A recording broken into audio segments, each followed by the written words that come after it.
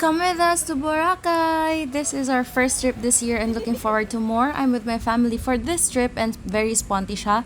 Napag-usapan ng January, nag-book na agad for March para sure na matutuloy. Very kabado lagi si mama pag magte-take off kasi nalulula daw siya. Kita nyo naman yung kapit niya sa akin. Pero si nanay, chill lang. Ito yung part na kumakain pa ako ng cup noodles. Tapos sabi kagad ng pilot, maglalanda daw kami. Kaya ako nagpanik, pinatapon ko kagad yung noodles. We are in Boracay! So yeah, last na punta ko pa ata sa Boracay was 9 or 10 years ago. Basta minor pa ako and hindi ko naman kasi naisipang bumalik kundi lang dahil kila mama. Di pa daw kasi sila nakakapunta dito. We're now in Caticlan Port para sumakay ng bangka. May nakikita akong mga signages na tungkol sa Boracay Bridge and parang walang siyang enough media exposure kung ano ba talaga yung nangyayari doon. After ng boat ride, ito na yung naghuhumiyaw na Boracay sign. Ang hirap pagpa-picture dito kasi ang haba, sister, kaya ito na lang yung nakuha ko sa kanila. Okay na yan. Kala nyo tapos ng biyahe after ng boat ride? Hindi, magbavan pa kami papuntang hotel. At tada, sa Hanan Regency kami nagstay. Sabi namin minsan lang to, kaya sige go. Ang mahal ng per night, sister! Next video na yung room tour. Ano ko yung reaction mo, ma, sa beach. Kasi alam naman na natin yung isura ng beach ng Boracay.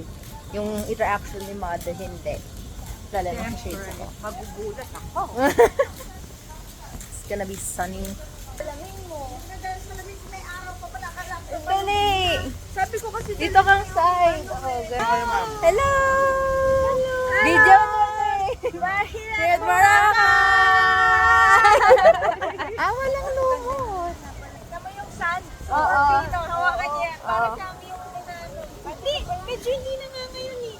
Hindi na po ngayon. Anong say? Hello. Sarap ng buhangin. Parang gatas. Parang lino. After nilang ma-experience ang sand ng Boracay, nag-early dinner lang kami. Tapos lakad-lakad sa beach. Pinatry din namin sa kanila ang famous Jonas Shake. And nakita pa namin si Mona Alawi dito with her friends. Wala na ata kami ibang ginawa dito sa trip na to kundi manginain, kaya good luck na lang talaga sa timbang namin pagbalik. Syempre, unang gabi pa lang, party agad. Haha, huhu. 3 days na ata kami umiinom dito. My God, my liver.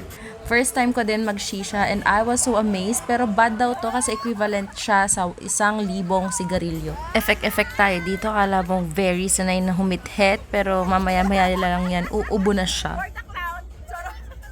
Tapos, bet na bet ko tong set ni ating DJ. It was such a bop. Gen Z yarn.